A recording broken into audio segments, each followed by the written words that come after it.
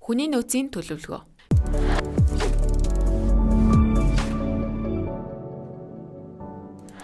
Бизнес төлөвлөгөөний зорилтондоо хүрэх, стратеги хэрэгжүүлэхийн тулд хүн хүчний хувьд ямар зохион байгуулалттайгаар ажиллах, хүний нөөц буюу ажиллах хүчээ хэрхэн хуваарлахыг энэ хэсэгт тусгах ёстой.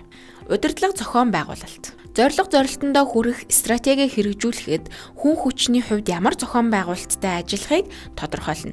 Хүний нөөц буюу ажиллах хүчээ хэрхэн хуваарлах, уг ажиллах хүчний функционал чиглэлүүд тэдгээрийн хоорондын ажил үүргийн уялдаа холбоо ямар байхыг энэхүү хэсэгтээ тусгаж өгдөг. Мөн мэдээллийн урсгал, тэдний эрх мэдлийн хуваарлалт, үүрэг хариуцлага зэргийг тодорхойлно. Ажиллах хүчний төлөвлөлт.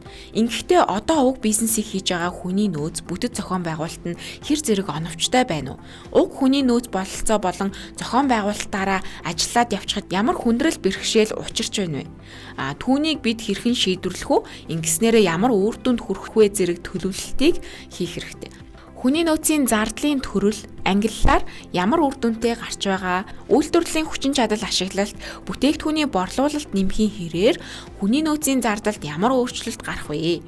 Хүний нөөцийн зардлын хувьсах болон тогтмол байх модель зэрэг онцлог төлөвлөгдөж байгаа зүйлийг энд бичнэ. Тооцооллыг хэмжих нэгж болон мөнгөн дүнгээр нь илэрхийлж, ажил албан тушаалаас хамааруулан ангилан гаргах. Үйлдвэрлэлийн ажилтнуудын хувьд ээлжийн зохион байгуулалт, ээлжинд ажиллах ачаалал зэрэг хүчин зүйлийг сайн харгалзан үзэж зөв тооцох хэрэгтэй.